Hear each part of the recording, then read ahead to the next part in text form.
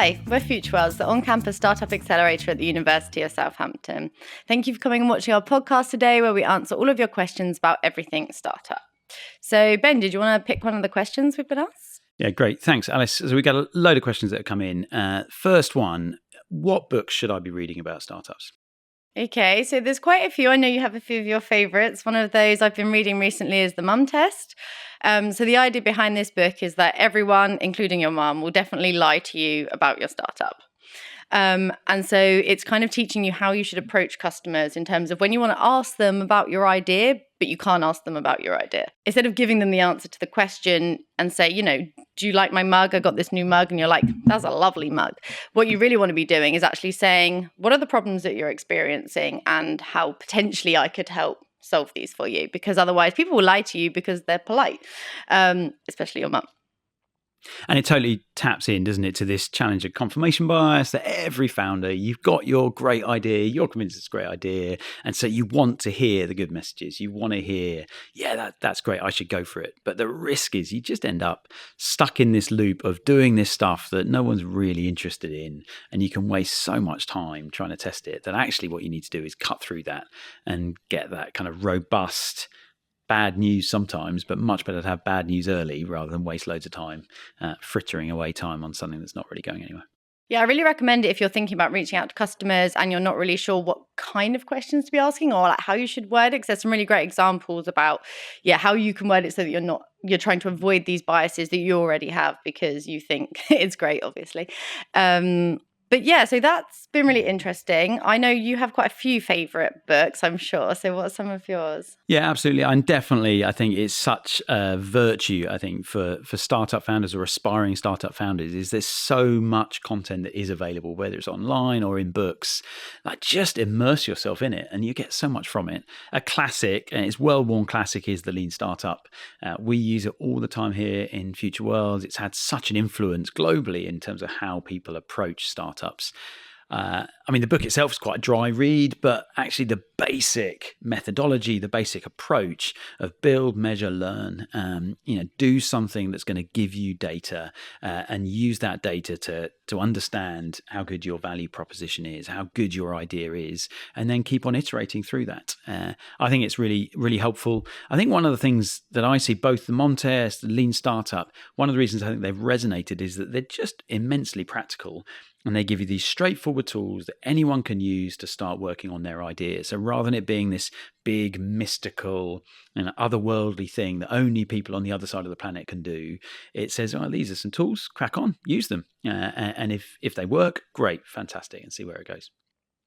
So look, there's a load of other questions that are on there as well. One, which is a really thorny one that we see all the time here on campus. How do I find co-founders and what does a good co-founding team look like? And what's been your experience on that? Yeah, I think we often get asked if we do kind of like matchmaking for founders, and that's something that we definitely don't do. And I think for good reason, because finding co-founders is very particular. And I think like you have to put quite a lot of effort into making sure that your co-founders align with your goals, have all the right skills. And I don't think it's as straightforward as meeting someone and being like, right, let's just, found a startup together.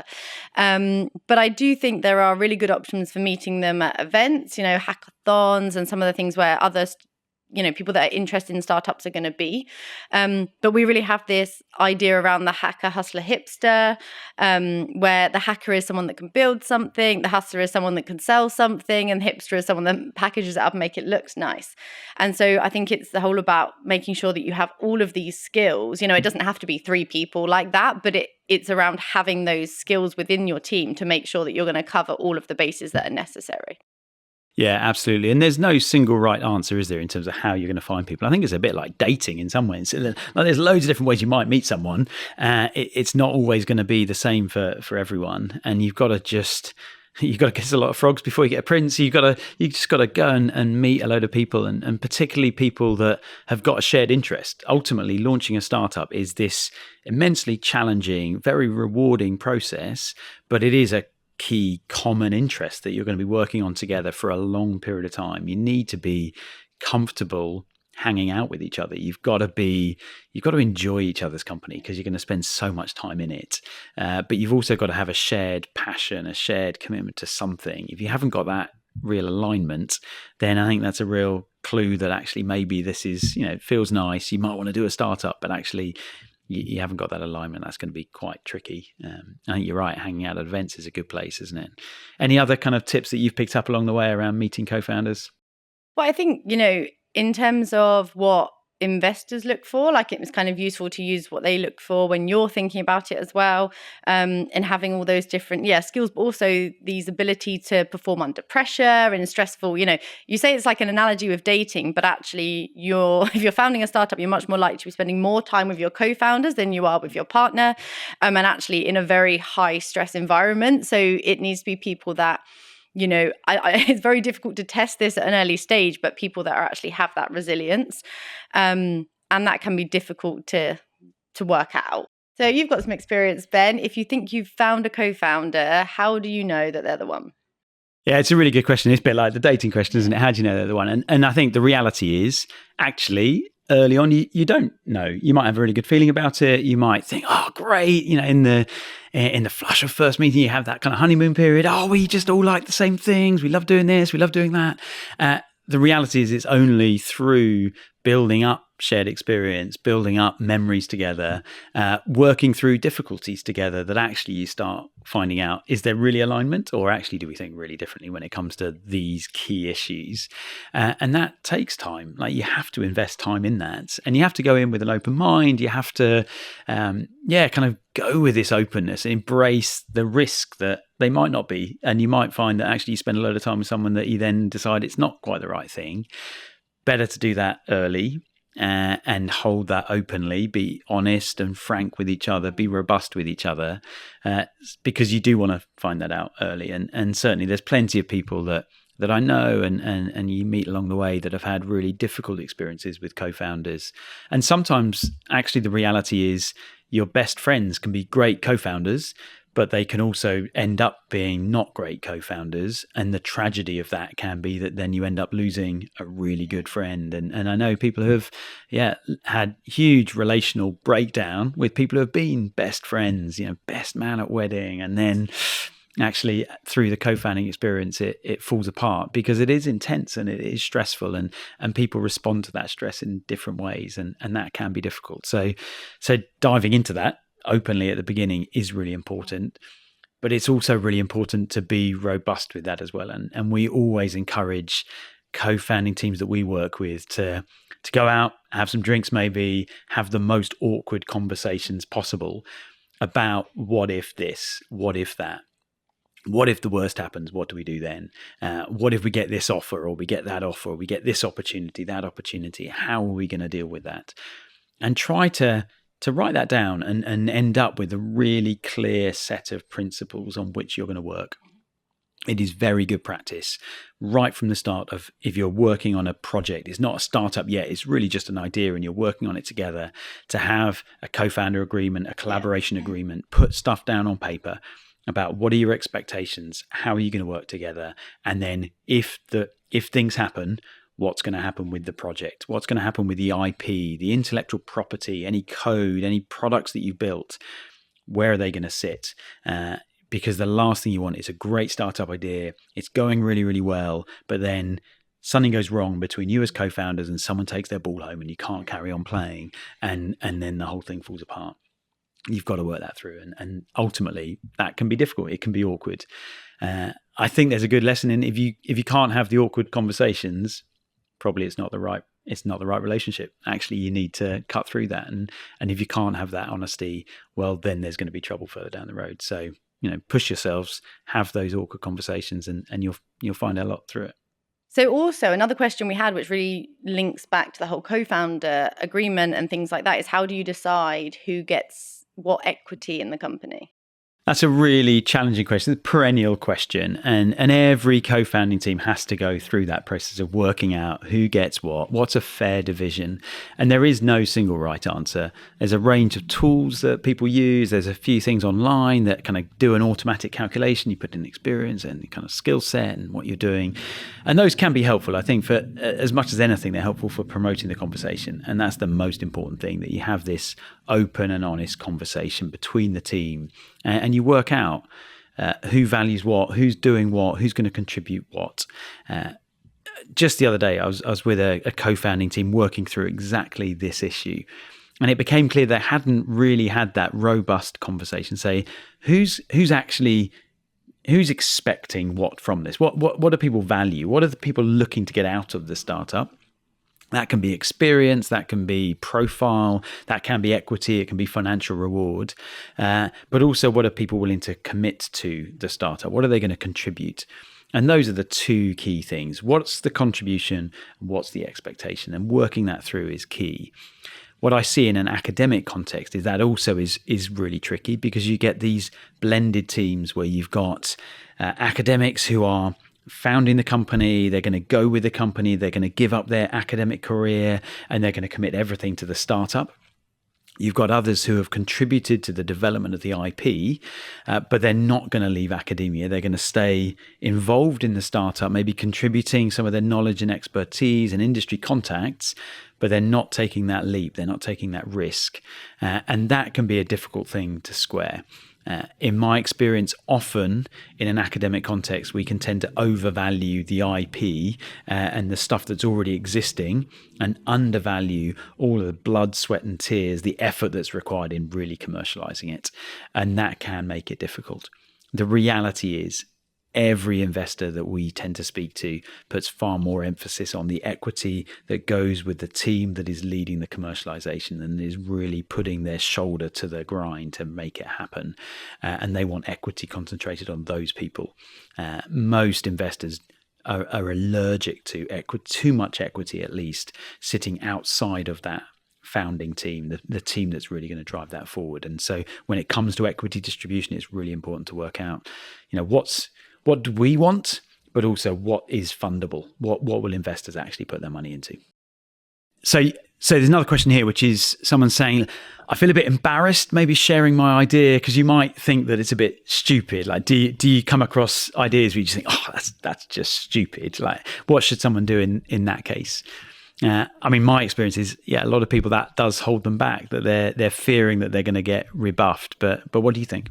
So I met with a medic the other day, and he sort of starts the conversation by saying, you're going to think I'm crazy. And I was like, I like it already, because you know that somebody's going to come up with an idea that nobody's done before. And okay, yes, it might sound a little wacky, but it's that out of the box thinking and the passion and drive he had. And he was already thinking about where this could go in like 10, 20, even maybe like 30 years time. And he was thinking beyond his own work on, let alone the startup, but like his life and how he could leave an impact on the world. And okay, maybe that's not all achievable within the conversation we're about to have, but it's just that way of thinking is so big and bold. And I think that's where somebody's going places, because even if that idea doesn't actually work out, having that mentality and that passion around something is just like, you're going to do something great. I know it. Yeah, and there's so much truth in that, isn't there? I heard it said once that the truly kind of world-changing startups, at the beginning, they all look stupid. They all look nuts. Because to actually affect change, to really have an impact, you're doing something that's going to break with conventional wisdom. You're going to do something that bucks the trend. And that means you're going to be a bit of an outlier. You're going to be a bit of maybe a bit of a freak at the beginning.